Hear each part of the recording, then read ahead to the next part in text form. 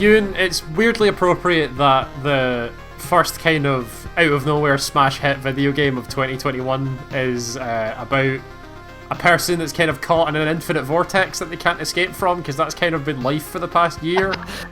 Yeah, almost on like the year anniversary of us doing this. Yeah, kind of strange. Yeah. Weird, yeah. But this is Loop Hero. This is the new hotness that all the kids are into. Yeah. This kind of came out of nowhere. I had no idea about this game. Apparently it's a game made by like 4 people. Yeah. And it has kind of taken over and exploded. And kind of rightfully so. It's a really cool game. So I'm going to show this. So first thing I wanted to show you, if you look at the top left here, it has all these like display options. So yeah. I set everything to high res just because it like makes everything look a bit cleaner. But you can like proper dirty it up like old school video game style. It's weird. I was gonna say the color palette is very old PC game. So like there's a DOS game. One of the things I really love about this game is how it looks and sounds. Like it does have this. If you even look at the background right now, you're right. It has this kind of like weird DOS sort of drawing. And if you're listening to the music in the background, it's all very like 8-bit spooky Castlevania sort of thing, which is very much my shit. It's really, really cool. There's also a thing here that you can put a CRT shader on the... Oh boy, okay. If you really want to, you can make it look like a CRT monitor, which is pretty cool. That's bizarre. Did you ever play like that? Do you ever put fake scan lines on shit? Oh god, no. I'd take off film grain every time and like, it just makes it look clean. Okay, cool. So let's get into this game. So it's a continuous save. So what is Loop Hero? Loop Hero is a deck... I didn't realize we were playing Settlers of Catan today. We'll get to that. This is a deck building roguelike RPG with base building elements. So the basic premise is that you are this hero that is caught in an infinite loop that you will see in a second when I show you, that is forced to run across a road that loops infinitely over and over again because there is some sort of curse that's been placed on the land. The writing in this game is really weird, where the main character that you play as seems to be aware that something is wrong and is very weirded out by the fact that all they can do is walk across this road over and over again and then come back to this place where it's safe. Okay. But everybody in the town acts like it's perfectly normal. Like they know there's a loop and that it's fine. Yeah, and they're like, yeah, it's fine. Like that's I don't know what you're talking about. This is just the world. But the main character seems to remember a time when that wasn't the case. So there is interesting writing around this game as well. So interestingly, speaking of writing, I looked up the developers for this because I was like, where did this? Anytime something like this happens, and I'm like, oh, where did this come from? Yeah. The only game these guys have done that is at least public is Please Don't Touch Anything. Oh, that makes sense. Yeah, that game's... Remember that? It's like the big console of like, here, we're going to poke some buttons, and there's some really cool moments in that, so I'm not surprised. So this is your home base. It comes about after your first run through the loop, and you sort of build different structures. If you go to the build menu, you can see there are different buildings that you can build. So this game is really good about every system kind of feeding into itself.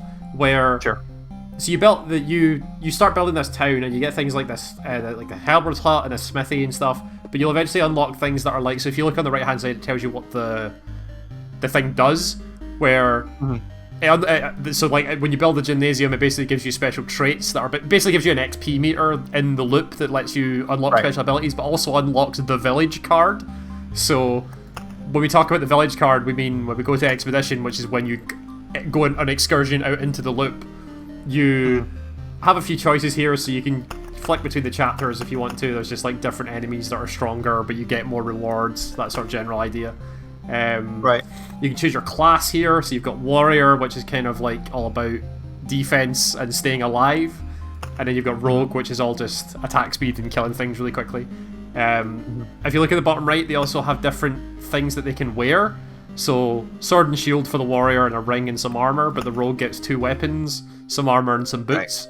But if you go back to the build menu and you look at the smelter, there is a arsenal card that when you play it unlocks a different armor slot for that class that you're playing. So you then get an extra bit of gear. So you go through you build these towns, and as you build new things, you unlock these new cards that it was talking about. So you go through your deck builder, and this is the kind of the deck building element where these are things that you can put down while you're out in the loop. And you have this thing at the bottom, which is basically like your deck size, so you can be anywhere between 7 and 12. Gotcha. And then you can have between 4 and 1 of this row of cards, and then 3, or you can only have 2 of these, you can only have like 6 and 2 of these. So this is where you can kind of craft your deck around what you want to be doing out in the loop. Okay. Different cards can do different things. So like if you look at, let's look at the village for example. That heals you when you pass through it, but it also gives you a quest, which is basically like a monster you have to kill out in the loop. So this is a very beneficial card. But then you have other stuff like the spider cocoon that just spawns spiders. So that just gives you enemies to kill. Which has its effect out in the loop that I'll show you when we go on the excursion. So we're just going to take this deck out, and I'll show you what it is like out in the actual active part of the game. Which is So yeah. So are you going? This chapter, is that related to that first card that you got in the top in that thing on the left there? So your chapter is basically like it sets like how strong the enemies are and what boss you'll fight at the end. So chapter 1 is this lich dude. Boss. Yeah. The fact that boss is the same as the card in the top left doesn't mean anything. It's kind of the same because so the Act 1 boss is the lich. That's who this is. And this card is to do with the lich's magic, but you've had this since day 1. So it's not. Oh, okay. They're kind of related because it's related to the same character, but they're not dependent on each other. Like all these cards you could take into chapter 2 and do the same thing with. Okay. So let's go on the excursion with this warrior. Because I'm getting. Oh God, what was the name of that other RPG card-based thing in the trailer in the cart with the game player? That's your. Oh. I don't even know what the hell you're talking about. You're using so many different words. Deck Fate of Deck. No. Oh, Hand of Fate. Hand of Fate. Thank you. Where it's like the same kind of thing. You've got Hand of Cards that you're influencing. Yes. So what you're doing. Okay. Let's go out on an expedition and I'll show you the actual roguelike active bit of it. Yes. So okay. Start the loop. So this is the loop. You have this is procedurally generated. You get a different road every time, but as you can see, it goes in a loop. This is the loop hero. I have the smelter, which gives you access to these warrior items at the start, so you can equip items that will affect your things like your damage and your HP and your defenses. And you have a smelter in my home base, yeah. Your home base. So it gives me this, but will also give me other stuff if I upgrade it. I have a herbalist hut that gives me this healing potion that basically my guy will quaff if he gets too low on health. At any moment you can start and stop the loop, so you can see my wee guy running about. You need to do that because so when I go into this combat encounter here, this is entirely automatic. So that is... Oh, you're not doing anything? No, okay. That is entirely automatic and is based on just like your damage versus their damage and your defense. But when you kill enemies, you either get loot, so new items to equip to your hero, or you get these cards that are cards that you put into your deck. So when you say I want these cards, you're basically saying these are the cards that can show up when I kill things in the loop. So as you'd expect, every card has its own effect. So this mountain, you gain HP for every mountain or rock that's next to it, and this meadow has 2 HP per day. So this is where like when you start out in this game, when you go to place a card, things like mountains and meadows and stuff can be placed kind of anywhere except on the loop because they're not like active cards. There are different cards that go on the loop that change the loop. So this mountain needs kind of rocks around it to be good. So if you place it like here, for example, you can then start putting rocks around it to then activate its effect. But where this game starts being really weird and really cool is the interaction between cards. So if you look at this meadow, it says it heals 2 HP at the start of every day. But what I have learned over playing this game is if you put a meadow next to something else, like this mountain, it becomes a blooming meadow, which actually heals for 3 HP every day. So there's an improvement on the meadow that happens purely by it being next to something else. And the only reason you know it was going to do that is because you've done it before. Because I tried it and it worked. That's it. Interesting. Okay. So you also saw that when I placed this, some stuff ran up into my sack. Yep.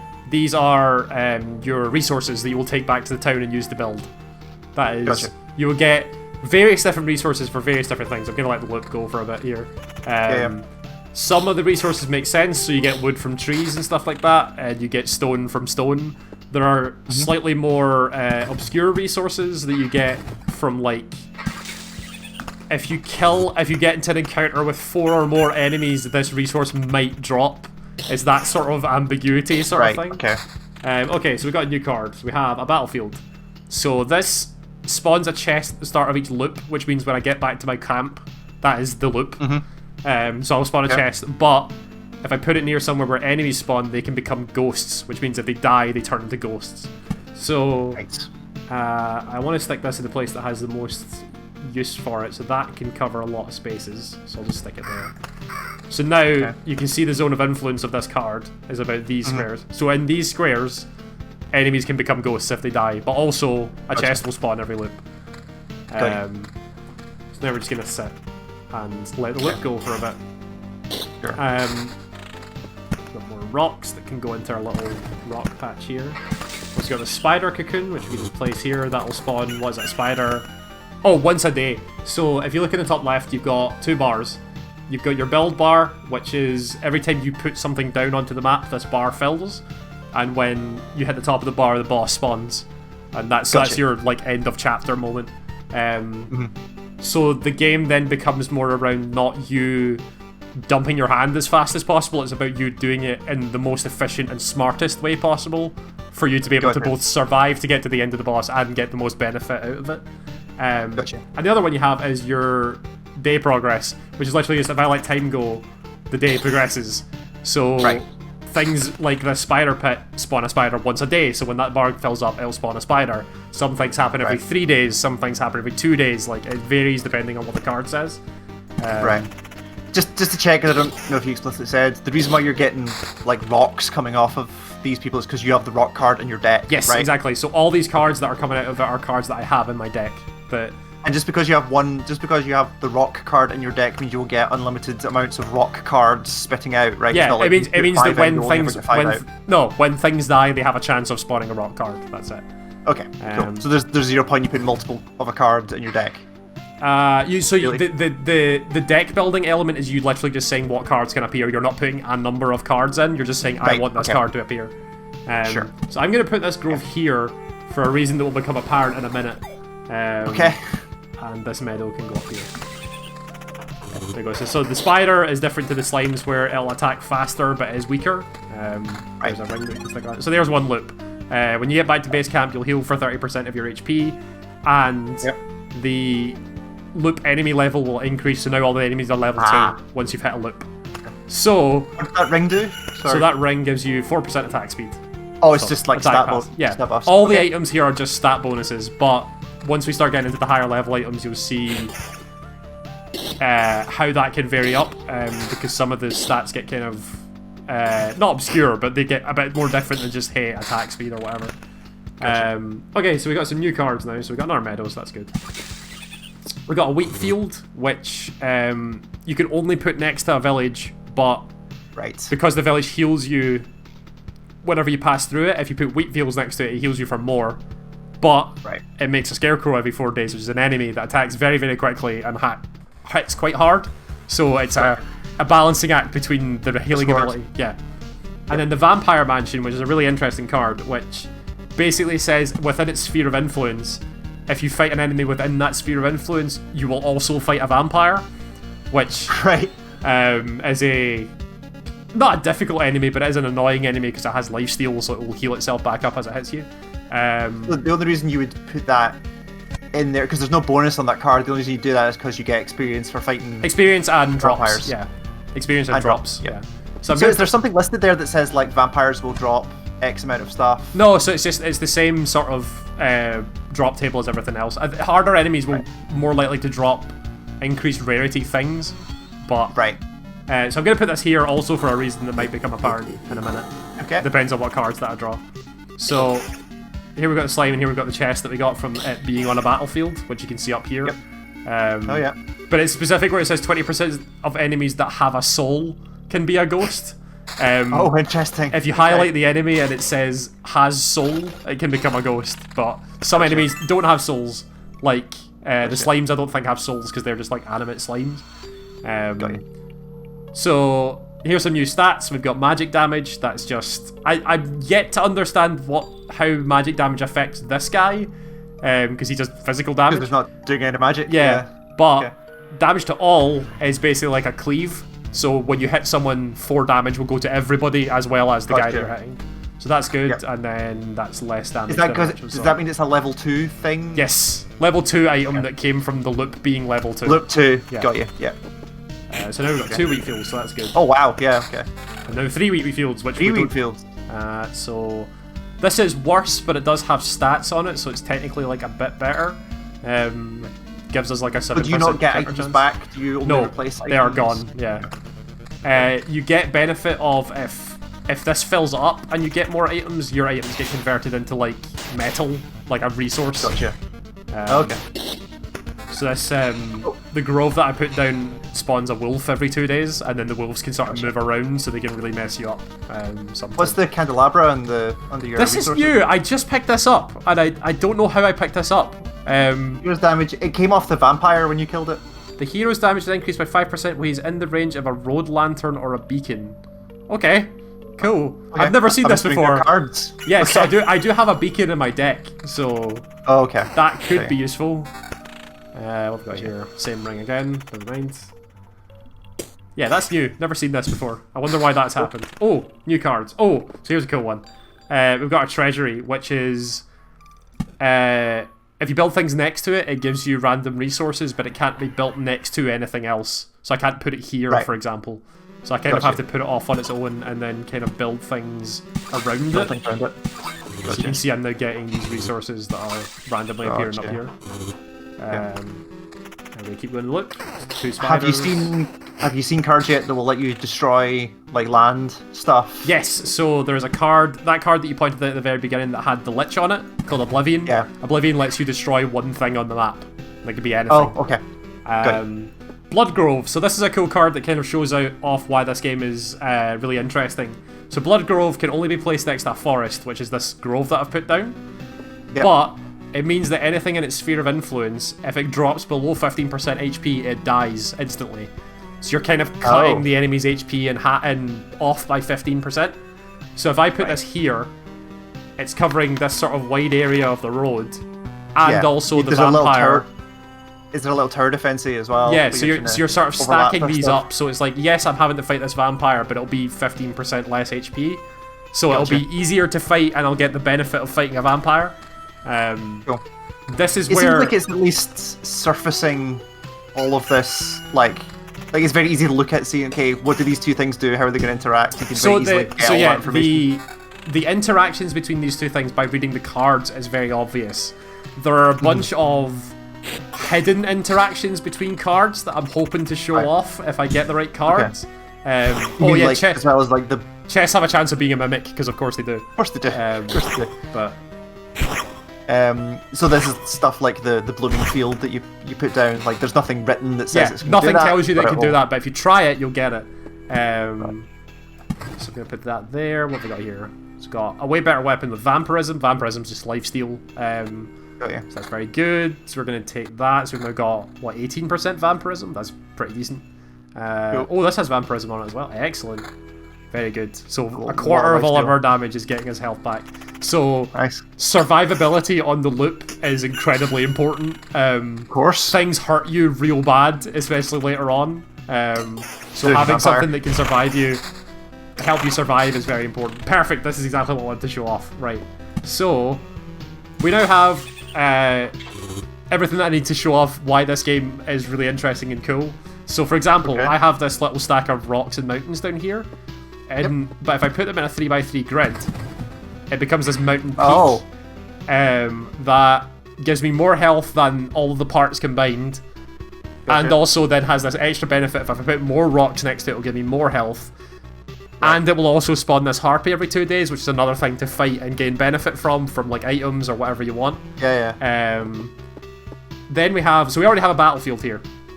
if I put the second battlefield down in the same area as it, we can do this, which changes this part of the loop into what's called a blood path, which spawns a blood clot every 4 days, which is another enemy that's harder that we can fight and get more enemy items off of.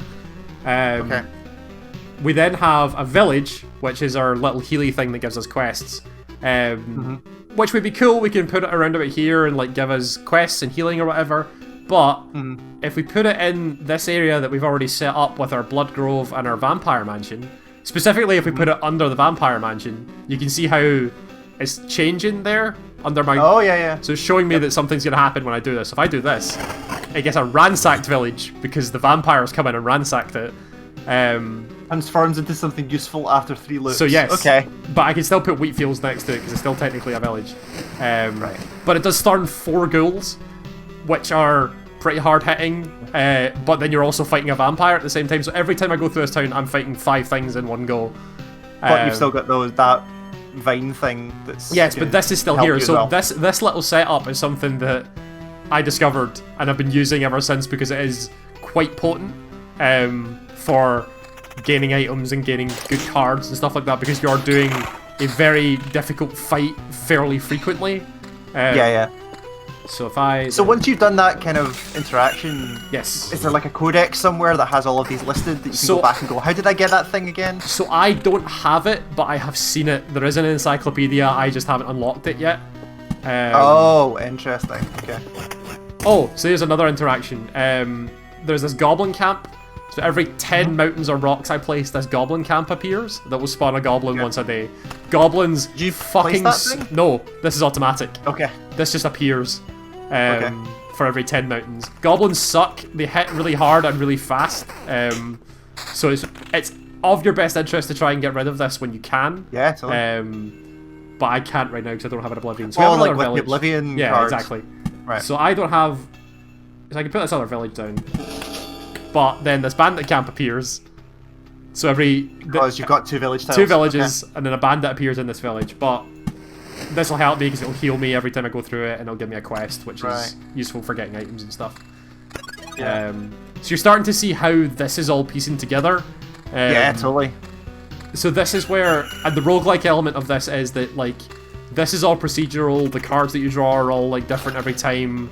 You can change your deck up, but it is different enemies, different loot, different, and yeah, different spacing, like, every time. That's your roguelike element, is how the loop is set up.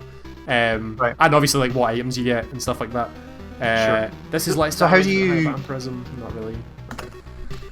So how do you get out? Like, so is there like a bomb out button? There are ways to get out. So you have this retreat button, which... So I can retreat in the loop, and I'll keep 60% of my resources. Which, sure, whatever, but that's... you kind of want to have as much resources as possible. It looks like that candelabra thing is something you're taking with you. Apparently it is. That is new to me. Weird. Okay. So I can retreat if I want to and keep 60%, or I can stay in the loop. If I can make it all the way back to camp and retreat, I keep 100% of the resources. Right. So it's a risk reward of, do you think you can survive this loop long enough to get back to base camp? Oh boy. So I think I can, because I have quite a lot of vampirism right now, and so I'm not really taking a lot of damage, which is good. This is really good for us. We're gonna send... Aha! Here's this beacon card I was talking about. Right. So this beacon card basically gives you faster movement speed, faster attack speed for when you're in it. So you'll move faster because you want to get through the loop faster, because you'll get back through the loop and level up faster. But if I put it here, I then get extra attack speed going through this little murder zone that I've created. Which is what you want. Which is exactly what you want. The enemies also get it, but the hope is that by me having attack speed and vampirism, and also this, which means that I get 5% damage increase as well while I'm in it. Oh, because it's a beacon? Yeah. Okay. Is that them attacking faster is outweighed by the fact that I'm also attacking faster and harder and getting my health back. So it's, again, it's all about benefit. Let's put another beacon down over there. Let's put some... So the resources you're getting, some of them are square and some of them are circle at the top right there. It's like an advanced resource. Yeah, so if, like, for every 10 or 12 of this, I get one of these, or for every 20 of this, I get one of these. Okay. here's the traits thing that I got for having a gymnasium. This is just like when you kill enough things, you get to pick one of these traits. Gotcha. These aren't great, so let's get 3 traits. Let's just try and save resources. Sure. So we're just gonna keep building up our stuff. I could put another grove here. Could put a couple of meadows down. And a little mountain. And keep going. I'm trying to remember what this is out on. Is this just PC right now? I think it's just PC right now, but this would be the sort of thing that would be very Switch friendly, shall we say? Yeah, that's kind of what I'm thinking. Yeah. So we've got another vampire mansion. I could put this down here to turn this into another ransack village, but I kind of want to save it and try and get rid of this bandit camp and do it the right way. But I can put this spider thing down. Let's just think. Linux back in PC, apparently. Yeah, sure. That makes sense. Stick some field down on here. This is the core of the game, basically. Like, you're just going to sit and do this and plan out your how you're building it. It is a sort of different way of looking at roguelikes and this sort of like deck building thing, because it has this building element as well. It's kind of mashing up 5 or 6 different genres all at once. I saw, I think it was the Polygon review of it, like, framed it as, like, you're the DM for this automatic character, like, building this world and... Oh yeah, for sure. Yeah, that makes sense. Which is a cool way of thinking about it. But yeah. Yeah, I'm kind of in two minds about this style. Like, I really like the fact that it's going for this very specific PC-based, like EVGA. You remember games looking like this? Like, totally. This is, yeah. Like this has come from a DOS prompt with DOS 4GW running. Yeah, like, exactly. Yeah. Like, it's that thing, but like it does feel kind of muddy in a way. Like, I know that's intentional. I know that's the style. Yeah, but, exactly. Like, yeah. No, I see what you mean. Like, I totally think that this the style of this isn't for everybody. I think it'll totally turn some people off, like you're saying. I really dig it. I think super interesting. I think I really dig the style of this. I think it's really cool. The music is also fantastic. Like, if you sit and just listen to the music, it gets stuck in your head really easily. Sure. Which is not what you want in a game like this, because you're just gonna sit on the screen forever.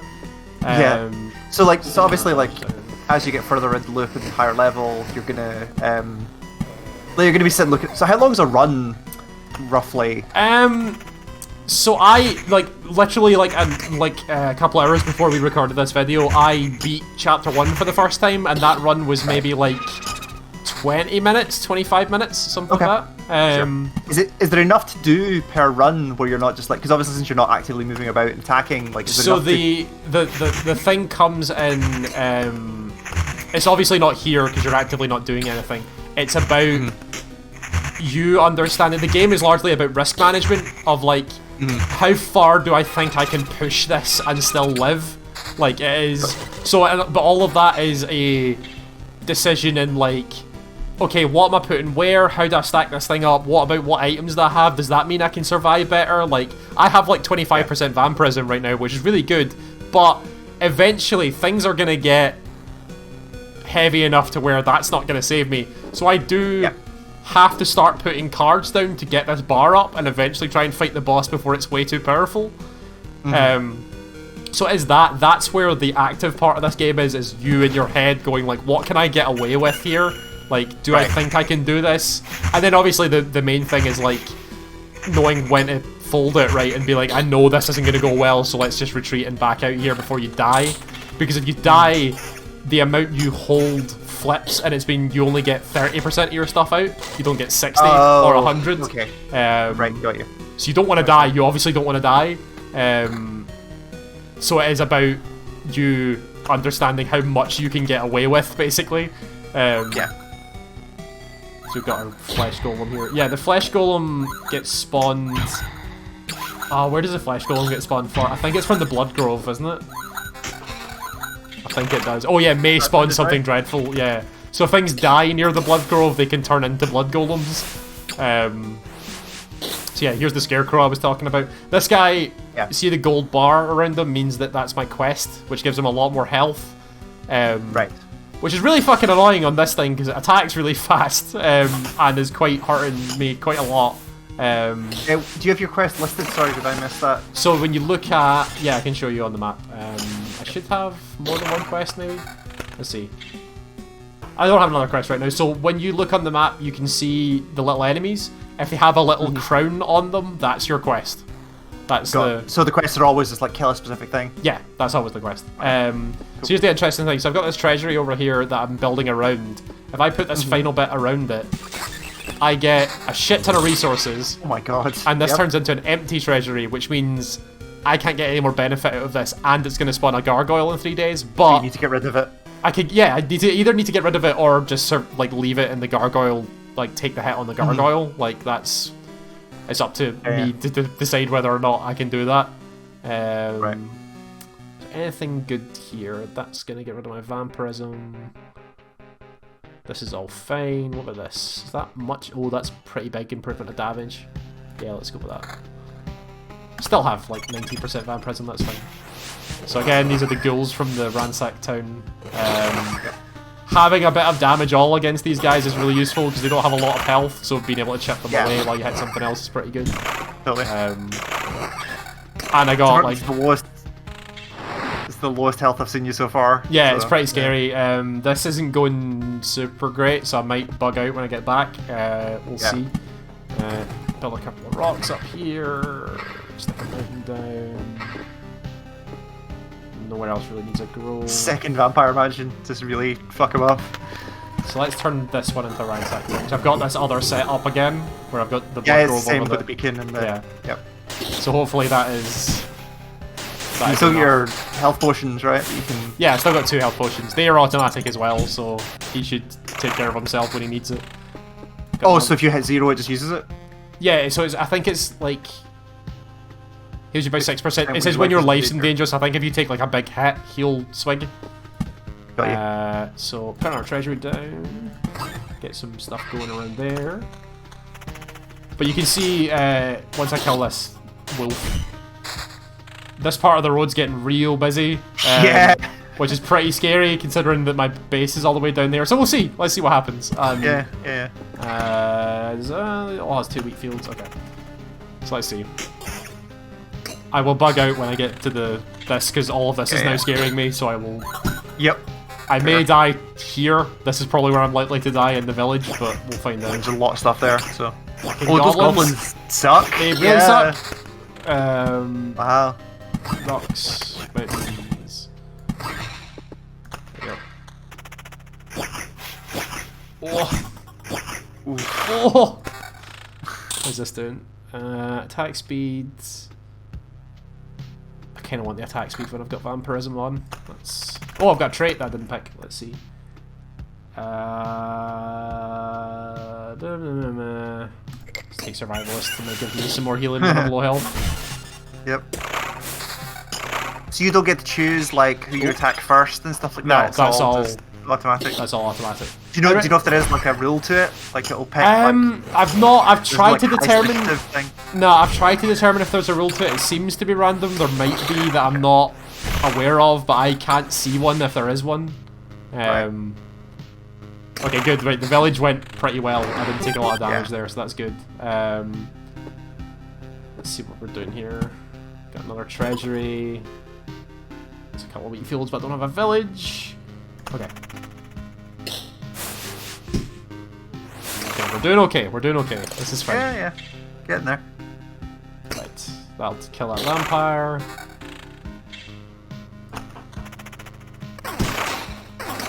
Oh, is it even doing like stat comparisons when you hover over items there? Yeah, so you're seeing your negative arrows and your less plus defense arrows. than you have. Yeah. Nice. Every class, like I was saying when I was picking it, has like a unique stat. So like this guy deals a lot in like defense and countering and stuff, but the rogue character will have a lot of attack speed and crit, I think is their unique one. So they can deal like double damage when they hit. That class seems way harder to play. I've tried to play it a bunch, but like you die really easily. So there is something about it that I'm probably not getting that I need to understand more. Yeah. So let's see if you're going to build them out, now would be the time to just get everything on the table. Exactly. So I should try and get these, at least this one done, and then maybe this one if I can get the cards down. I've got a couple of spaces, so I need 3 more cards. Yeah, what's the circle above the card that's sometimes half filled in, sometimes filled in? Circle above the card. So these cards, you've got like the green dot. It's like their rarity almost. So you remember when I was building the deck, I had the tiers of card. Yeah, so it's showing you what tier that card is. Oh, that's how it defines. Yeah. Right, got you. Okay. Okay, so we're back at base. I'm not going to survive another loop, so I'm going to leave. But just to show you, so after 3 loops, this thing turns into the Count's Lands, which is even better than a normal village. It heals you for way more, and it gives you a better quest. So this is proper risk reward of this game, where you have to do a bunch of really hard fights, but at the end you'll get something that really super benefits you. Yeah, that's cool. Yeah. So I'm gonna now leave. So I get to keep all my resources because I'm back at camp, so I can just retreat for free and keep all this stuff. So now, once you're back, you can go to your build menu. We can have a look and see if there's anything that I can build. I could build this mud hut. Gives your residents furniture or food to store. I have no idea what that means. Passing through the cemetery grants expeditions and grants you memory fragment. Can resurrect the hero after an upgrade. Interesting. That could be useful. But I kind of want to get the intel center so that I can get this arsenal card, because that seems really useful. So I need to save up for stable metal. So I need a lot more scrap metal, basically. Right. But it tells you like there. Oh, stable's the upgrades. Yeah, right. It's like for 13 of these, you get one of these. Yeah, but it tells you there where it's like remains of armors and swords. So that's like if you overstack on items while you're out in the loop, they turn into metal. So that's where, like, because you only hold 9 at a time. So if you have 11, 2 of them turn into metal. Can you go backwards? Like if you've got the stable, can you go back to scrap if you need it? Good question. I don't actually know. I think that's maybe what craft does. Oh no. Oh, this is what craft does. Live demo, folks. Interesting. Okay, I had no idea that this is. So that's why. So I just built this. The thing that lets you craft is a thing I just built. Okay. So this lets you either create a random item or build the item that you already have, or you can dismantle it for. Right. So when you say craft item, does that mean like turn it into a card? Is that what it means? So I think it means that. So like how this is an item, I think I could craft something that I could then take into the loop, like this. Right. There would be some other benefit. I don't know what it would be because I've not seen them. Okay. But interesting. Okay, I didn't know this. I think. Okay. So as you can see, I'm still learning stuff in this game. As you can see, if I look at the entire build menu, there's a lot here that. Probably change the game quite drastically and make you play it in a bunch of different ways. It's that's kind of the game. It's really interesting. It's got a lot definitely. It's got a lot of like immediate depth, like just by looking at it in terms of like, okay, how can I build my deck? Like, what does it work into? Or looking at this build tree and being like, what do I need here? How does this affect me? But it also has a lot of like hidden depth, like in the interaction between cards and like what they turn into and how it affects the board and totally. So there's a lot of things to sit and think about. It's really, really interesting, but it is also a good kind of like idle game, like a lot of roguelikes where it's like, because you're not actively participating in combat a lot and it's more about card selection, you can idly just sort of have this on and like be watching TV and stop it and then worry about your build and then let it go again. And so it is. It can be really in-depth, but it can also be as chill as you want it to be, which is kind of cool. Yeah. So I've been experimenting recently with the iOS Steam Link app on my iPad, and it feels like this is ideal for that. Where yes, absolutely. PC yeah. and I could totally see that. There's nothing like. There's no like. Is there any right-clicking involved in this? So right-click is like start-stop. That's your like pause timer. Which is kind of important. But I think it's just like a double two-finger tap. I'm sure there's a way of doing it in the iPad that will make it work. That's interesting. Okay. Cool. Yeah, that's Loop Hero. It's really, really cool. I assume that people in the know are already playing this, but if you don't know, check it out. It's like £10 on Steam, and I think it's well worth it because it is really interesting and it's quite a lot of fun. $12.50 on Steam at the minute. There you go. Linux, Mac, and PC. Well worth it. And there's a demo. There's a demo as well. Oh, there you go. Give it a shot if you feel like it. Yeah. Yeah, that's Loop Hero. Thanks, Ian. Thanks, Cal.